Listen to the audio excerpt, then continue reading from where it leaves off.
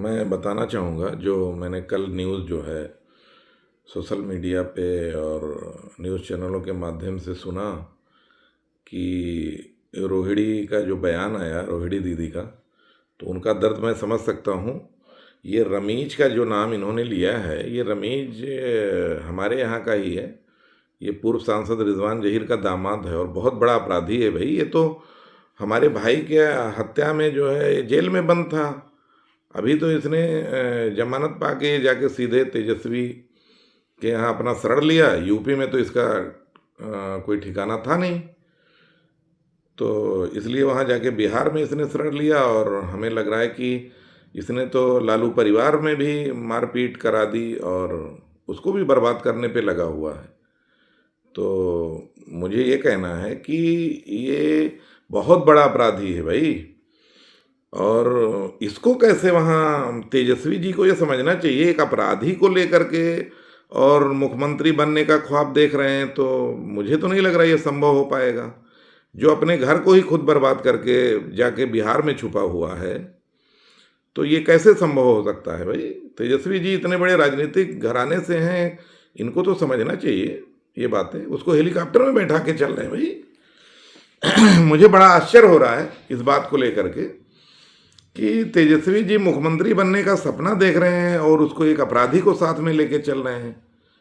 तो ये जंगल राज नहीं है और क्या है भाई। जो जंगल राज का इन लोगों के ऊपर आरोप लग रहा है, यही वजह है। जब ऐसे अपराधियों को साथ में पालेंगे, शरण देंगे ले जाके, तो जंगल राज का तो एक नमूना है ही है। फिर ये सपना इनका कहाँ से पूरा होगा। ये तो मैं बधाई दूंगा वहाँ की जनता को कि उसने एनडीए की सरकार चुनी और इन अपराधियों को जो है वहाँ ठौर ठिकाना ना मिले। मैं तो यही कहूँगा वहाँ के आने वाली सरकार से भी मैं कहूँगा और कि ऐसे अपराधियों को बिहार में भी शरण ना मिले। ये तो यूपी से भाग के वहाँ बिहार में शरण ले लिए हैं ना। तो एक तो रिजवान जहीर, इसका जो ससुर है, वो यूपी के टॉप 10 माफिया में शुमार है और इस समय ललितपुर जेल में बंद है। हमारे भाई के हत्या के आरोप में ये रमीज, इसकी बीवी जेबा और इसका ससुर जो है रिजवान और इसके कई जो है गुर्गे जो मेरे भाई की हत्या किए थे, वो सब आरोपी थे और जेल में बंद हैं। ये इसके ऊपर गुंडा एक्ट से लेके एनएस से बहुत सारे केसेस लगे हैं, फिर भी इन लोगों की आंखें नहीं खुली।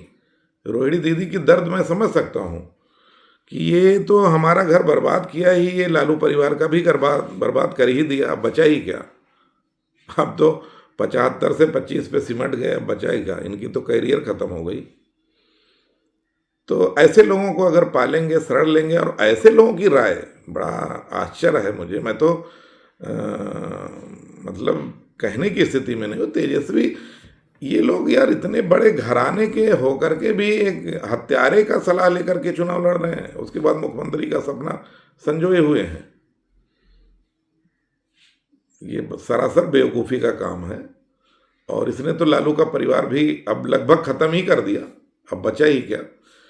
तो मैं, बड़ा दुख हुआ मुझे सुन के रोहिणी दीदी का ये दर्द। और जैसा कि मेरे भाई की हत्या इसने करी थी,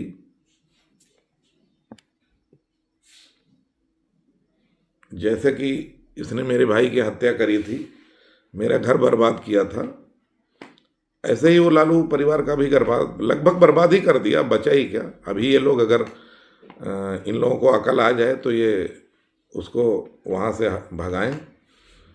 और इसकी जगह तो जेल में है, ये यूपी में आ जाए तो बचेगा नहीं। यूपी की पुलिस तो इसे ढूंढ रही है। तो मैं ये बताना चाहूँगा खासकर अपने बिहार वासियों को कि ऐसे लोग तुम्हारे नेताओं के साथ रह रहे हैं, तो इनको आप कैसे चुनेंगे। इनको, मुझे बड़ा दुख है कि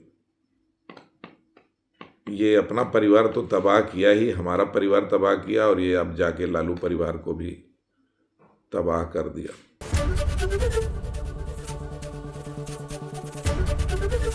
एबीपी गंगा, खबर आपकी, जुबान आपकी।